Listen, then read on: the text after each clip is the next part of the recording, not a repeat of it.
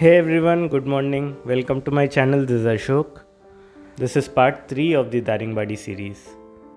In the last video, just before lunch, we had visited the nature park.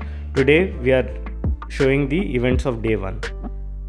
We have finished our lunch. This is the cottage that we are staying at. It costs 5,600 around with taxes. There is another option also that is called tribal cottage. Costs 5,000 per cottage. That is a slightly smaller. I did not see from inside, but there are other cottages also. There we can see those are smaller than this one. This is the larger one. This is the normal cottage, that is the tribal cottage. Now we have started to go to the Midubanda waterfall, which is around 17 kilometers from our place. It's close to Daringbadi. So we are en route to the waterfall. It is 50 rupees for a 4-wheeler. So that's what we took this ticket for. It's the waterfall. We have parked our car here. We have to go here. This is one of the famous spots. So whoever comes to Daringbadi comes to visit this Midubanda waterfall, definitely. We first have to climb the hill with our vehicles, and then we have to get down to the level of the water. The approach road to this waterfall was very dangerous. It was a mud road, and I was doubtful that cars will be allowed there or not, but they were allowed and they charged us a ticket. And then there are these steps that are constructed for us to come down. There are also chairs here for people to sit. We have almost reached the I can't for the life of me pronounce this waterfall correctly. Midubanda, yeah, some Madhubanda waterfall. This is what my wife says. They says it correctly. It's Midubanda waterfall, right? So we almost reached. We are going down the last flight of stairs. The waterfall sound is becoming louder and louder. Very close. There the waterfall is. This is for what we were going all this while. How far we came.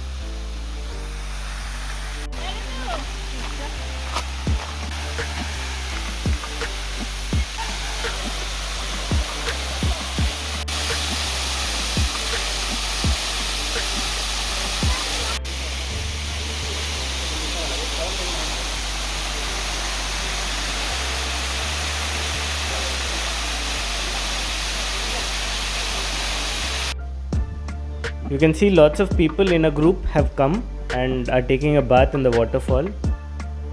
It's known that Daringbadi is a really famous and popular destination in the winters and even in the summers. This will serve as a good picnic spot for a group event. I have finished looking at the Midubanda waterfall. Now we are going back. So how many steps we climbed down, we have to climb back up again. There are over 180 steps here.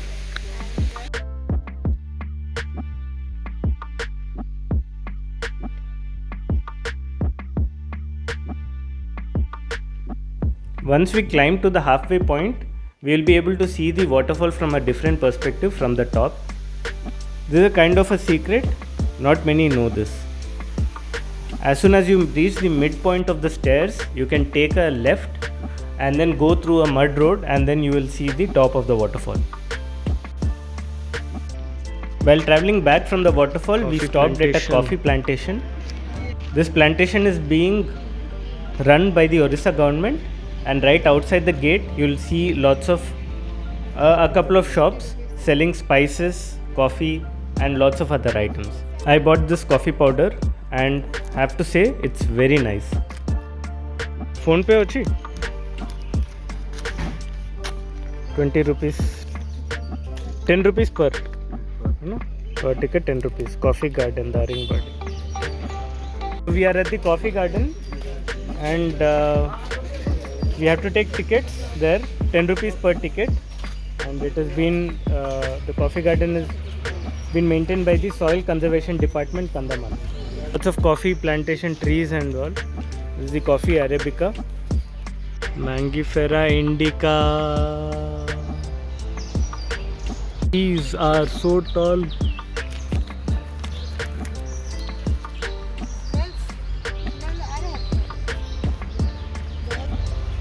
The trees are so tall. And we can see jackfruit here. Jackfruit tree. This is the coffee tree, and they're all very old and they're really tall. These trees that have those leaves around them, they are the coffee tree. These. This is a jackfruit tree. Jackfruit. These are all coffee trees. These are not Robusta, these are Arabica. Arabica coffee trees are usually grown at high altitudes, and Robusta are at somewhat lower altitudes. And usually Indian coffee trees are Robusta variant, and these are Arabica trees. This is a freshly planted tree, Coffee Arabica. This is a smaller one, and usually these, you can see the leaves here. So these are creepers. So they start creeping up this tree. So there's a main tree here, and then the coffee trees are, these are the coffee plants with the leaves there. This particular creeper is the black pepper.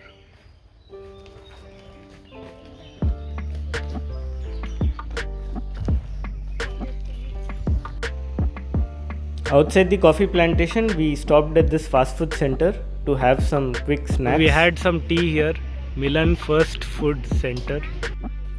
Definitely the first one. I didn't know this, but probably you do. He was offering jackfruit fried chips, which was the first time I had in my life, and they were very tasty. He was making pakodas with jackfruit.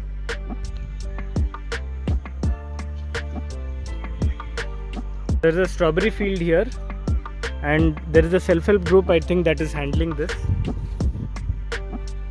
Here is the garden. The gate was closed, so I could not go inside. You can see there are small strawberries and the berries there.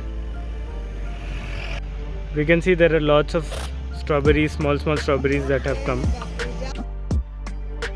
There are lots of strawberries there. We have reached the sunset point at Daringbadi.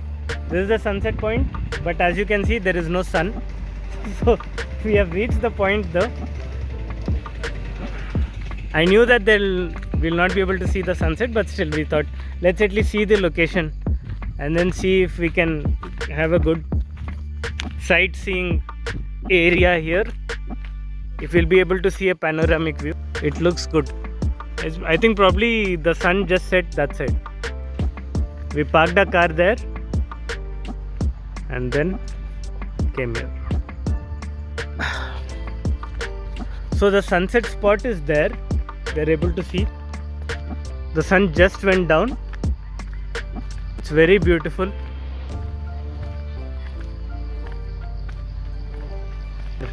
That's the sunset. Sunset spot. Sunset point. It's a very nice, peaceful area. I'm enjoying myself so much. You have to also enjoy yourself. This is the sunset. We came back to our cottage and we saw that our neighbors were enjoying a nice campfire. If you ask the manager, they will provide you with this service of lighting a fire in front of your cottage. And there is also a blood moon today. You can see it is blood red.